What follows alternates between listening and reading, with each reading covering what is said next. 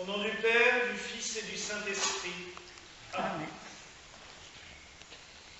Il était drôle et en même temps agréable de voir que, au moment où sœur Birgit nous lisait l'Évangile, nous étions plusieurs à prononcer les paroles du Magnificat qui venaient tout seul aux lèvres, tant ce texte lu et proclamé surtout par la Vierge Marie au moment de sa rencontre avec Élisabeth est devenu une prière tellement courante, tellement commune, tellement classique de nos liturgies que nous les connaissons par cœur. Marie peut en effet s'enorgueillir de célébrer comme cela son Dieu, car elle a été, nous l'avons entendu dans ces paroles d'Anne, de Saint Jacques, pardon, mais qui nous retrace les paroles d'Anne et Joachim. Cet accueil qu'elle a eu au temple nous montre tout simplement que Marie a été, on ne pourrait même pas dire préservée, mais a été mise à part dès le début. À la fin de cette messe, nous chanterons ce chant que nous chantons assez souvent le samedi soir, « Vierge sainte, Dieu t'a choisie depuis toute éternité ». Mais c'est vraiment cela. Elle a été préservée pour devenir le temple de Dieu. Marie a été accueillie au temple parmi les enfants, et ils étaient assez nombreux qui étaient accueillis dans le temple. Elle a été accueillie au temple pour elle-même devenir le temple de Dieu.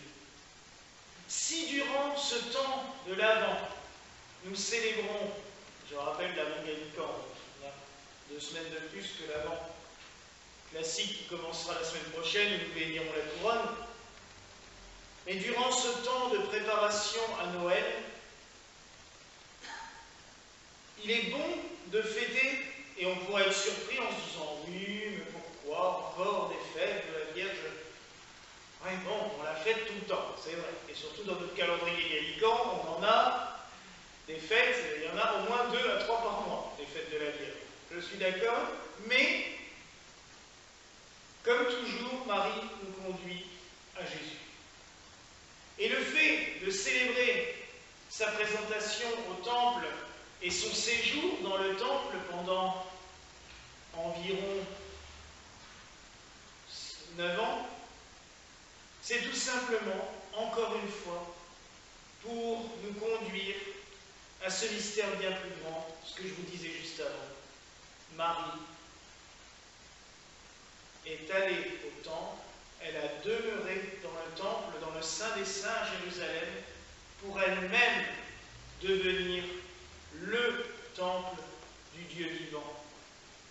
Il n'est pas anodin, et j'en ai déjà parlé plusieurs fois, que même pas 70 ans après la mort du Christ sur la croix et sa résurrection, pas 70 ans, parce que je dis 30 ans, le temple de Jérusalem a été détruit, pas par des chrétiens fanatiques, mais par les Romains. Mais le temple de la terre, le lieu où pour des millions de croyants, Dieu se manifestait, Dieu était présent au milieu de la terre, ce lieu a tout à coup disparu.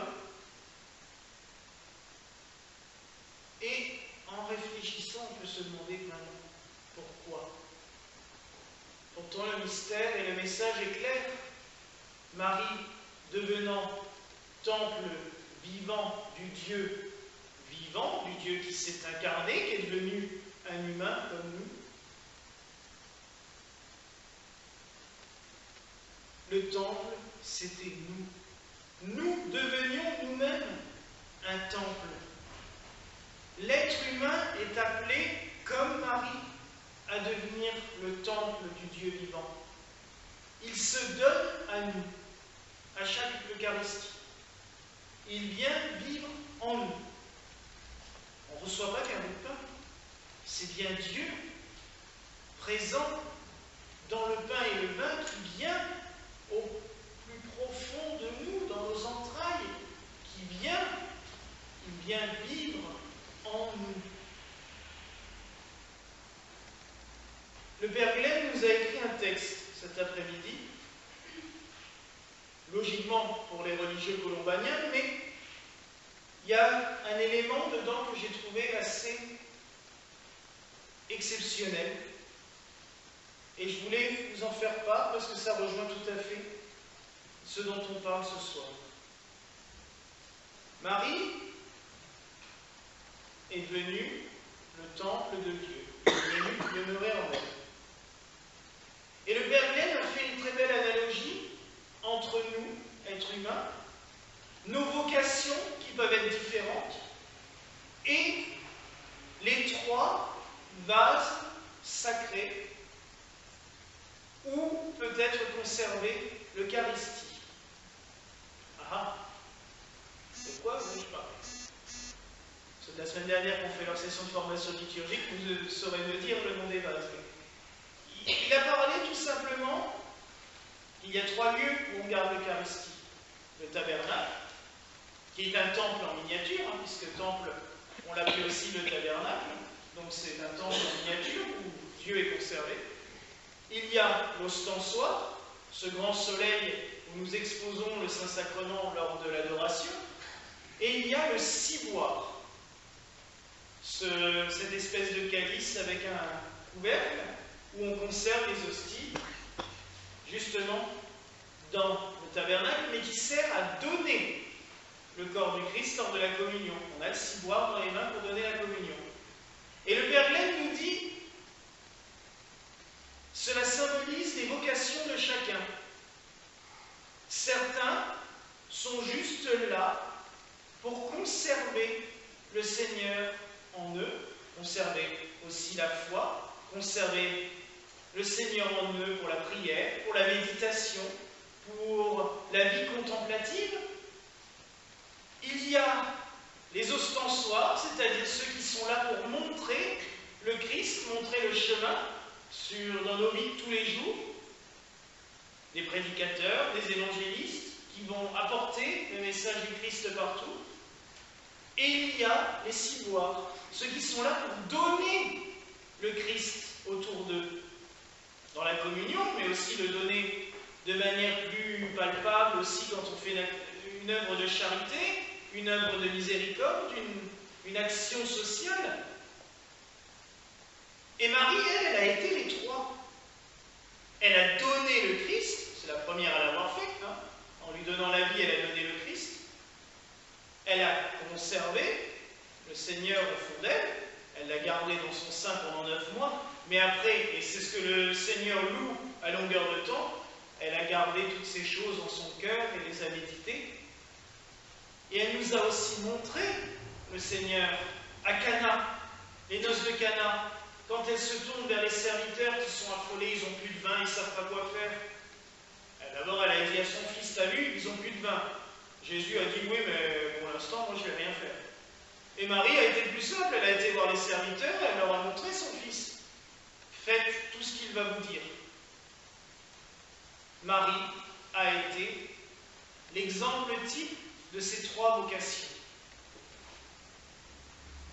À nous, maintenant, de réfléchir à quelle vocation nous avons.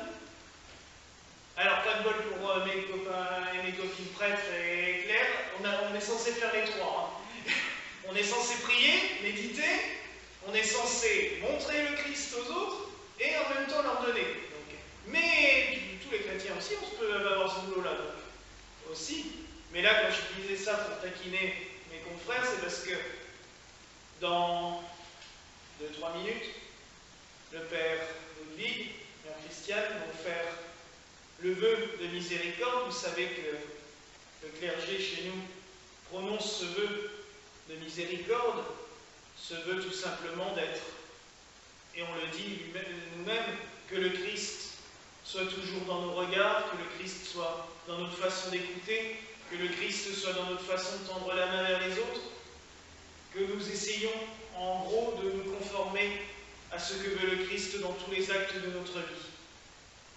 Et comme, je répète encore, il va dire que je le cite beaucoup, comme nous l'avait dit le Père Glenn l'année dernière, même en piquant une colère, on peut respecter la volonté du Christ et faire ce que le Christ a fait. Il ne s'est pas gêné au temple. Et il nous avait dit que ça peut être une œuvre de miséricorde de prendre une colère et de remettre les gens en place. Je ne vous dis pas de crier après tout le monde en sortant. Hein. Mais voilà un petit peu le mystère de cette fête, c'est qu'en recevant Marie dans le temple, les grands prêtres ne s'imaginaient pas du tout qu'ils recevaient celle qui deviendrait un temple vivant, celle qui porterait en elle le Sauveur du monde, le Seigneur. Et encore une fois, Marie n'est pas un point final. Elle nous pousse juste, là, vous voyez ce soleil qui irradie, il y a cette icône de Marie portant l'enfant Jésus, et j'ai trouvé ça très beau, puisque Marie portant l'enfant Jésus, il y a même en même temps l'aurore qui commence à naître, cette lumière qui commence à jaillir dans les ténèbres. Mais nous, c'est ce que nous devons être aussi. En ce moment, dans le monde entier, c'est la catastrophe. Les gens s'engueulent, se battent, se tapent, voilà. Bon. Les chrétiens, on est quand même, il faut bien le reconnaître, de moins en moins nombreux dans les églises à prier, à faire notre boulot de chrétiens. Ça, on ne va pas se leurrer. Mais, comme je vous l'ai déjà dit, c'est dans la nuit la plus profonde que la lumière se révèle le plus.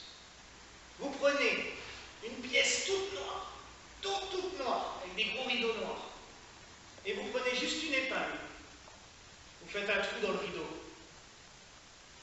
vous voyez la lumière passer. C'est dans les ténèbres les plus profondes que la lumière se révèle le mieux. Donc, à nous, en tant que chrétiens, de demander à Marie son soutien, son aide, sa protection, sa bénédiction, pour que nous puissions mener à bien notre vie chrétienne, pour que nous puissions toujours, comme elle l'a fait, donner le Christ au monde, montrer le Christ,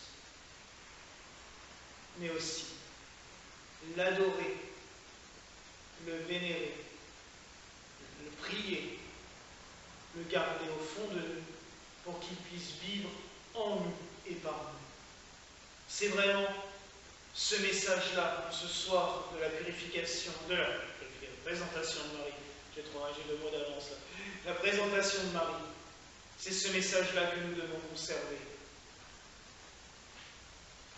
Et je citerai juste encore une fête qui aura lieu cette semaine, parce que je pense, en voyant la belle chasuble que le Père Logui m'a prêtée pour ce soir, c'est la médaille miraculeuse qui est représentée dessus. Cette médaille connue dans le monde entier, qui en même pas, à l'époque en même pas 6 mois, a été distribuée à des millions d'exemplaires, tellement elle opérait des miracles. Nous allons fêter le 27 novembre le souvenir de l'apparition de la médaille miraculeuse.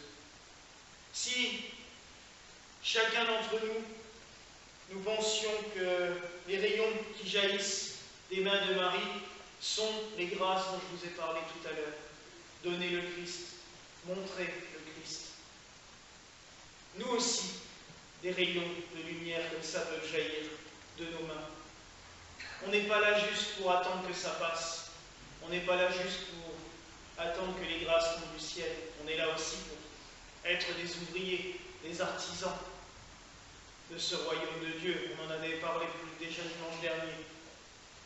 Demandons à Marie qu'elle se serve aussi de nos mains pour que les grâces, les gestes de bonté, d'amour, de paix se diffusent le plus possible autour de nous. Alors supplions Dieu, le Père Tout-Puissant, par Jésus-Christ son Fils et par le Saint-Esprit, de nous combler des grâces et des bénédictions dont il a doté la Vierge Marie, qu'elle soit une garde une bénédiction. Faut qu'il les bénisse, faut qu'il les protège, qu'il veille sur leur ministère, sur leurs activités paroissiales, communautaires, leur travail pour notre Église. Et aussi, je vous demande de prier instamment pour la grâce que je nous souhaite en ce soir au nom du Père,